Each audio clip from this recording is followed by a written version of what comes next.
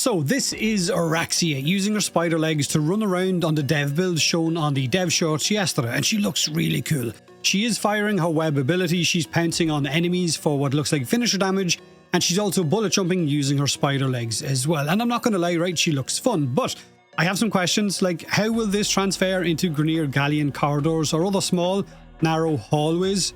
Will the camera keep moving because of restrictions from the roof, like it does in some missions with Necromechs, because she looks pretty tall in that spider form, and if the camera's going to keep shifting as you're running down corridors, then that might just make you a little bit motion sick. Now for abilities, we're not sure exactly what her abilities can do, but we do have a brief description of them.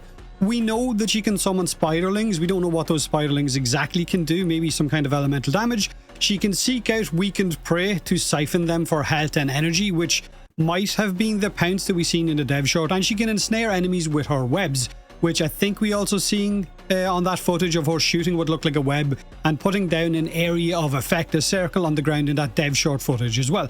And she also has a mobility tool where she can climb walls, apparently like only a spider can. Now we don't know if she's a tank frame in terms of health, armor and so on, if she's shield based, if she, well, she's obviously going to be some kind of a caster, but she is a very unique Warframe, unless you hate spiders, in which case enjoy playing Warframe solo for a few weeks after she releases, because you're probably going to meet a lot of them in public missions. Now we also know that she is a boss, or what looks like a boss, in the upcoming Isleweaver update. Oraxia has apparently been subject to years of isolation, trapped on one of the Deviri Islands, driven mad and now unable to tell friend from foe. Now we know a lot of these Deviri Islands have been cut loose and have been kind of destroyed or gone missing due to, I guess, the encroachment of the Indifference or the Lidless Eye, and this is clearly one of those islands, and of course we're going to have Rusalka on it as well. Now all hotfixes with Warframe are on hold right now until Isleweaver arrives, which means the update shouldn't be that far away from release. I'm guessing maybe the third week in June, but it could drop sooner, we just don't know. Now the upcoming Valkyr rework might be one of the most explosive talking points in Warframe's history, right? 20 days or 20 plus days later, and over 282 pages of responses and feedback makes Valkyr's dev workshop post one of, if not the most replied to workshop posts in the game's history. And last week, 3 creators were given early access to Valkyr's changes in order to gather more feedback on top of the existing pool of testers that DE normally uses, and the general consensus from those creators seems to have been that the rework is good, but for endurance missions you will still more than likely need to lean into shield gating because health tanking is in a terrible spot right now, and it seems that this rework has shone a light on health tanking more than anything else. But based on the feedback from those creators and also from the pool of testers, DE have decided to add more changes to Valkyr's rework, which they highlighted on the dev short yesterday, but they've also updated that dev workshop post.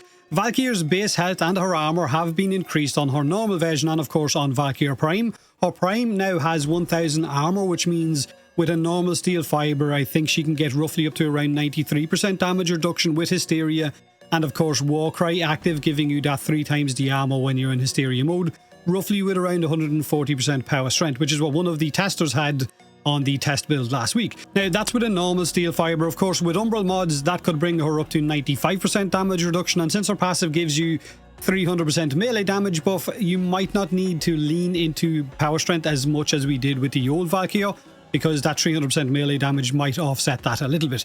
Now the grouping range of her Ripline has been increased compared to what it was on the test build footage, from 7 meters to 9 meters. Now I know No Sympathy, who was one of the testers, had tested his Valkyr for a very high range based on the old 7 meters, and he modded her for 280% range, which gave Ripline a 20 meter grouping capability, which worked really well.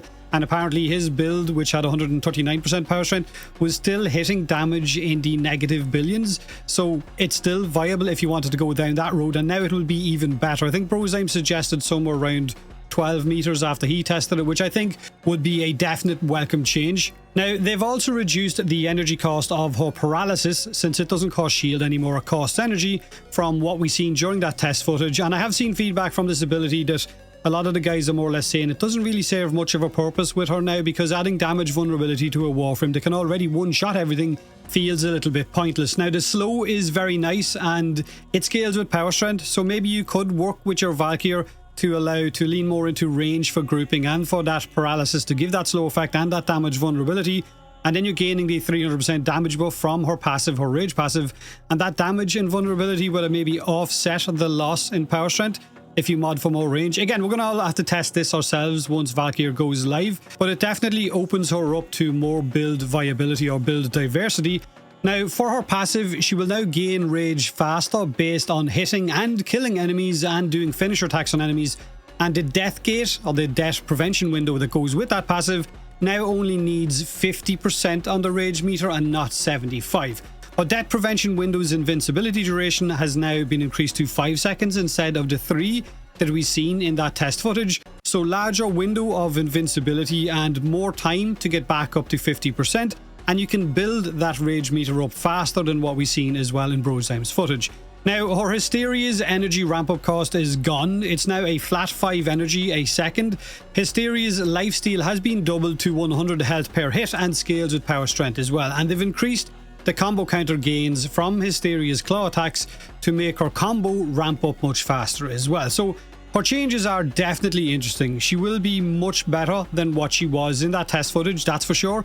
Again, if you're an endurance runner, it does look like you will need to lean into shield gate or die, which if nothing else has just shone a light that health and armor tanking are so far behind shield gating that it's going to eventually have to make them look at that. And it probably won't happen this year because they have all of the updates for this year locked in, and it will more than likely happen next year at some point.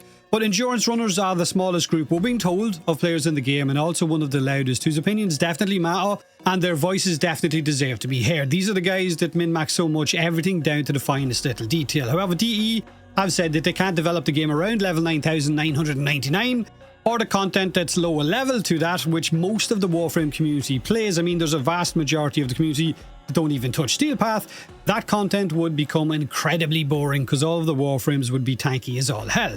Now, the message from DE right now seems to be one that they want to lean into the armored Berserker idea of Valkyr, with faster rage building, better lifesteal, a manageable Hysteria drain, big heals, and much faster combo building, meaning she should tear through content like ETA and EDA pretty efficiently. But we gotta get our hands on her first and test her ourselves. Let me know in the comment section below what you think of the changes to Valkyr and what you've seen of Oraxia, of course, as well. What are your build plans for them? Don't forget to like and subscribe for more Warframe updates. Have a great day, have a great week, and as always, thanks for watching.